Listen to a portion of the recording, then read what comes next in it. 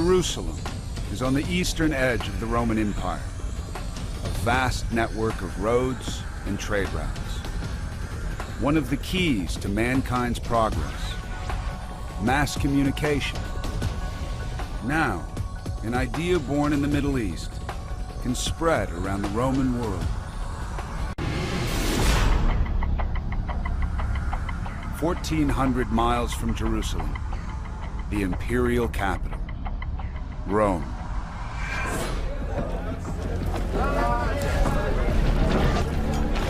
The largest city on Earth. Population 1 million. It's 2.5 times more densely populated than modern Manhattan. But Rome is more than a city. It's an empire. It'll spread its civilization across Europe and beyond. And it will do it by conquest. Once a land is conquered, the first priority, a network of roads.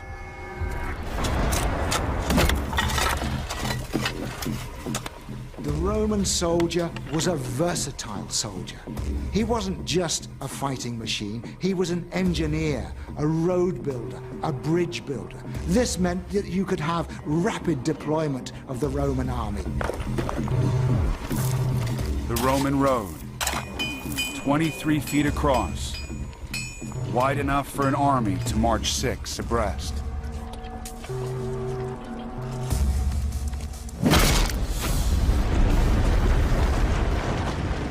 Roman roads connect Roman towns, and conquered people become citizens of the empire. Paris, London, Barcelona, laid out to the same design. Trade booms, but also the flow of ideas. Ideas that'll transform the future of mankind. Damascus, Syria, 4 years after the crucifixion. A man is on the run. Paul. Preacher, troublemaker, and the most important convert in the story of Christianity. Before his conversion on the road to Damascus, he persecuted Christians. But now, he will turn an insignificant sect into a world religion. Today, he is known as Saint Paul. He was a passionate guy. He was a guy with grit. He really believed in his God. He really believed in his gospel. Really believed in that Christ was the only way. For spreading the message that Christ is the Messiah, Paul is a wanted man. To Jewish leaders, he's a heretic. To the Romans, a rabble-rouser. If caught, he'll be executed. For 20 years, Paul travels the Roman Empire, contacting other believers, spreading a message of hope.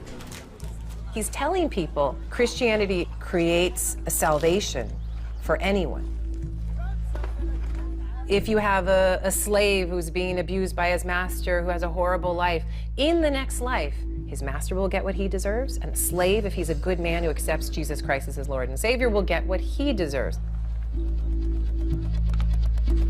Paul writes letters to fellow Christians around the empire. Romans, Thessalonians, and Corinthians. They make up nearly half of the New Testament.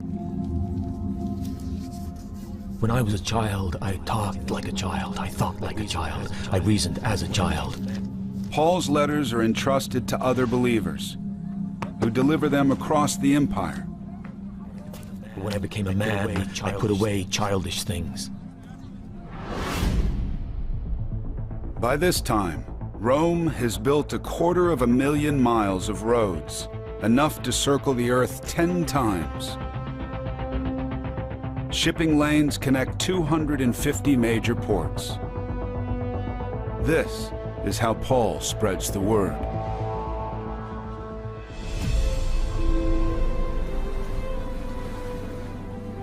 So faith, hope, and love abide. These three, but the greatest of these is love. The story of early Christianity really speaks to the power of ideas. That is what creates history. That's what changes people. That's what makes civilization. It's ideas. It always starts with ideas.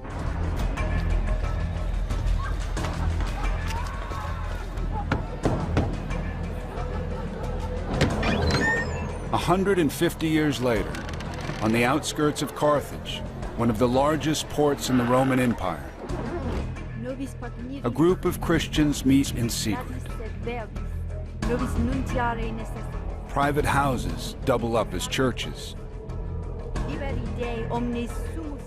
Early Christianity was a religious movement for the extremely poor, for the slaves, and for men and women. Basically, anyone who didn't have a voice in Roman society could find a voice in the Christian movement. Across the empire, 8 million people are slaves, with no rights in Roman law. 30 million are women who can't vote or hold public office. Among them, Perpetua, 22 years old, a new mother, and a subversive. A year earlier, an imperial decree made conversion to Christianity illegal. Converts like Perpetua are now enemies of the state. Their crime, refusing to honor the Roman gods. You had to be a little bit crazy to be a Christian. It was enough to get you killed, because you were saying your allegiance was to Christ and to his Father, and not to the emperor. But the more Christians the Romans kill, the more popular the religion becomes. In 100 years, the number of followers grows from 200,000 to 6 million. 1 in 10 people in the empire is Christian.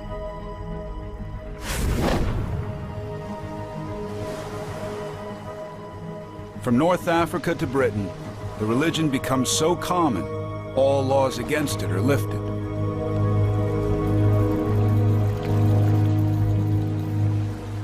And then, a watershed moment.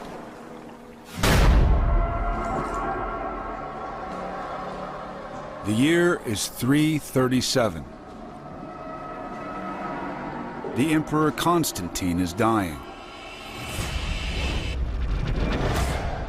He makes a decision that will shape the future of the Roman Empire. The time's arrived I've long hoped for, with an earnest desire and prayer that I might obtain the salvation of God. The most powerful man in the Western world is baptized. For hundreds of years, Christianity was being quelled and put down by the Roman Empire, even persecuted. Now, it's okay to be a Christian.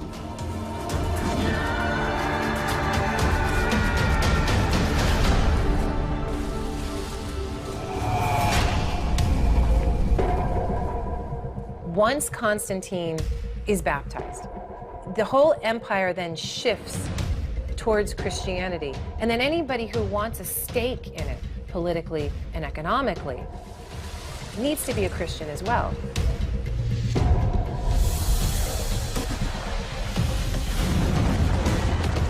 A new Christian capital rises in the east of the empire. Constantinople, today Istanbul. At its heart, a church larger than any temple in Rome. Hagia Sophia, the Church of the Holy Wisdom.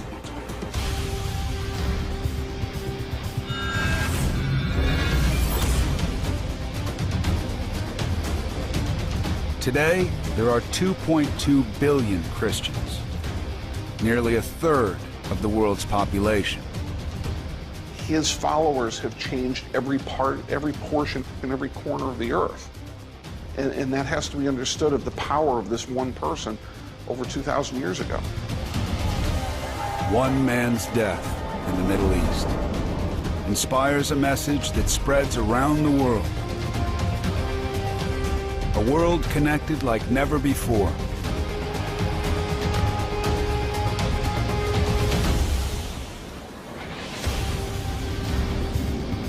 Christianity, the lasting legacy of the Roman Empire.